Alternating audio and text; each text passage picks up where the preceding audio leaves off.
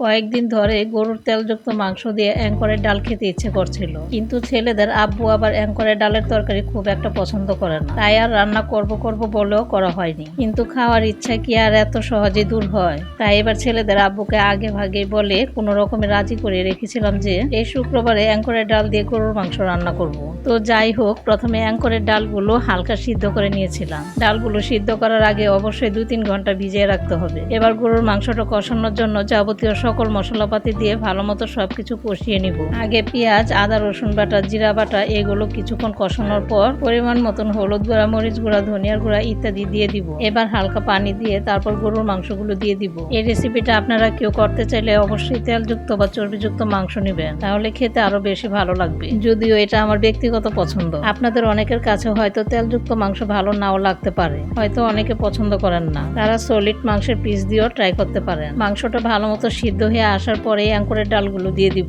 আর রান্নার স্বাদ বাড়ানোর জন্য এখানে ভেজে রাখা আলু আর টমেটো কুচি দিয়েছি। এখানে একটা বিষয় বলে রাখা ভালো, যেহেতু গরুর মাংস সিদ্ধ হতে একটু বেশি সময় লাগে, তাই আপনারা কেউ অ্যাঙ্করের ডাল মাংস সিদ্ধ হওয়ার আগে দিবেন না, নয়তো ডালগুলো গলে যেতে পারে, যেহেতু ডালগুলো আগে থেকে হালকা সিদ্ধ করে রাখা ছিল। এখন পরিমাণ মতন পানি দিয়ে 20-25 মিনিট ঢেকে রাখবো। আর দেখুন, অলরেডি আমাদের অ্যাঙ্করের ডালের তরকারিতে সুন্দর একটা কালার চলে এসেছে। এরকম কালার চলে আসলে বুঝে নেবেন যে তরকারিটা কমপ্লিট। অবশ্যই এই রেসিপিটা আপনারা বাসায় ট্রাই করে দেখবেন।